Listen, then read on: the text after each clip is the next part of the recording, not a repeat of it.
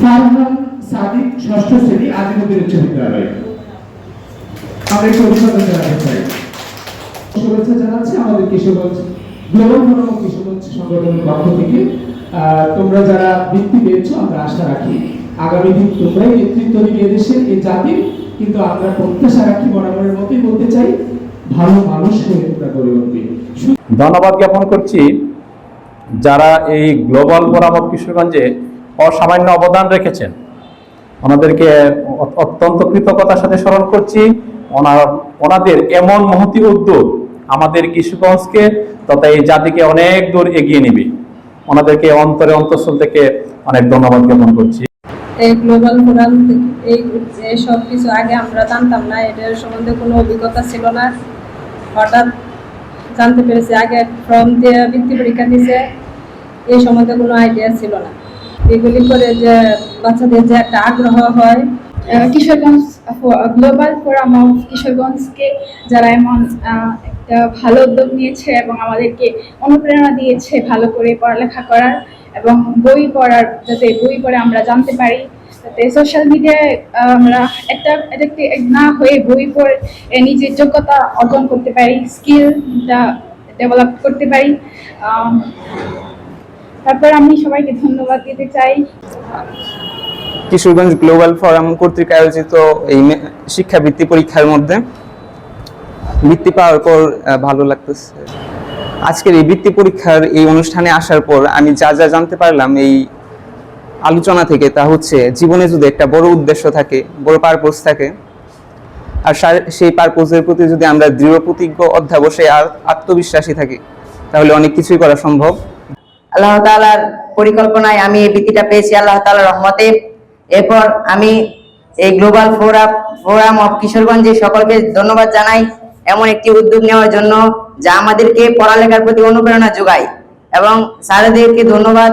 আজকে অনেক 400-এর উপরে যাচাই বাছাই করে আমরা এখানে যারা বৃত্তি পেয়েছি, বা আমার ছেলে মেয়েরা যারা বৃত্তি পেয়েছে, আমরা যারা এখানে সাথে এসে আমরা অভিভাবক অবশ্যই আজকে গর্বিত। কিশোরগঞ্জে যে আয়োজন করেছে আমি মনে করি একটি অনন্য দৃষ্টান্ত, এবং এটা একটা বিশাল সামাজিক কাজ, যেটা মোবাইল থেকে ছাত্রদেরকে দূরে রাখবে। যারা বৃত্তি পেয়েছে, যারা অংশগ্রহণ করেছে, অবশ্যই বই ঘাটাঘাটি করে, বিভিন্ন সোশ্যাল মিডিয়া ঘাটাঘাটি করে এই বৃত্তিতে অংশগ্রহণ করে তারা যাচাই বাছাই হয়েছে। আমরা শিক্ষক, জাতি গড়ার কারিগর, কিন্তু আমরা যখন ক্লাসরুমে যাই তখন ছাত্রছাত্রীদের অবস্থা দেখে আমরা অনেক সময় মর্মাহত হই, যে আসলে ছাত্রছাত্রীরা পড়াশোনা থেকে তাদের মনকে অন্যদিকে বেশি কাজে লাগানো হচ্ছে, যেখানে পড়ার প্রতি উদ্বুদ্ধ করাটা কঠিন। আমাদের উদ্দেশ্য হচ্ছে যে আমরা চিন্তা করব globally, will think about global whole world, but will act locally. আমরা সারা ওয়ার্ল্ডে কি হচ্ছে, কিভাবে কি করলে পরে আমরা বড় হতে পারবো, জাতিকে এগিয়ে নিতে পারবো, এই নেশনকে আমরা সামনে নিয়ে যেতে পারবো, আমরা চিন্তা করব, গবেষণা করব, ওইখান থেকে লেসন নিব, শিখবো, এরপর এটাকে আমরা লোকালি কিশোরগঞ্জের মাটিতে এসে দেওয়ার জন্য চেষ্টা করব। আপনারা আজকে যারা আমাদের এই স্কলারশিপে অংশগ্রহণ করেছেন এবং বৃত্তি প্রাপ্ত হয়েছেন, আমরা আপনাদেরকে আহ্বান জানাচ্ছি, আপনারাও এই সংগঠনের আজকে থেকে পার্ট হয়ে গেছেন, আজকে সংগঠিত হচ্ছেন। ফিউচারে এরকম বড় বড় প্রোগ্রাম করে অন্য যারা আমাদের ফিউচার জেনারেশন যারা আছে তাদেরকে সংবর্ধনা দিবেন আপনারা ইনশাআল্লাহ। গ্লোবাল ফোরাম অফ কিশোরগঞ্জকে ধন্যবাদ জানাবো যে তারা বিশেষ করে ছোট্ট মনিদের জন্য, বিশেষ করে স্কুলের ছাত্রছাত্রীদের জন্য যে আয়োজনটা করছে। আমি শুনতে পারলাম যে এখানে প্রায় 800-র মতো প্রতিযোগী ছিল, অ্যাপ্লিকেন্ট ছিল, পরে 400-র মতো পরীক্ষা অংশগ্রহণ করছে, এবং এখান থেকে 13 জন ফাইনালি তারা তাদের যে মানদণ্ড আছে সে অনুযায়ী রিওয়ার্ডেড হলো, যেটা এখন বৃত্তি দিবে প্রতি 1 বছরের জন্য, হয়তো বা একটা নির্দিষ্ট অ্যামাউন্ট করে 1 বছরের জন্য সে বৃত্তি, এবং এটা 6 মাস মধ্যে আজকে দিবে বা বাকি 6 মাস পরে দিবে, এরকম আর কি যা শুনতে পারলাম। তো এই উদ্যোগগুলি অত্যন্ত গুরুত্বপূর্ণ এই কারণে, বৃত্তি যখন হয় তখন বৃত্তির ব্যাপারে একটা আলাদা অনুভূতি থাকে।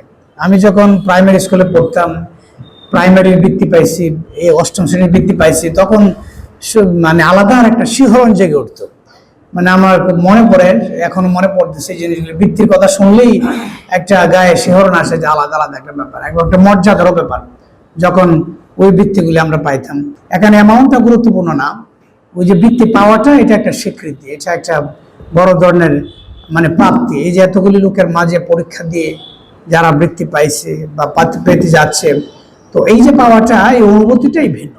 তো সেই অনুভূতিটা নিশ্চয়ই আমার বিশ্বাস যে এখন যারা আমার সামনে যারা 13 জন বৃত্তি পাইতেছে, তো তাদের মধ্যে সেই অনুভূতি আছে। এই জন্য আমি প্রথমেই সেই 13 জন বৃত্তিপ্রাপ্ত ছাত্রছাত্রীকে একটু হাততালি দিয়ে ধন্যবাদ জানাচ্ছি।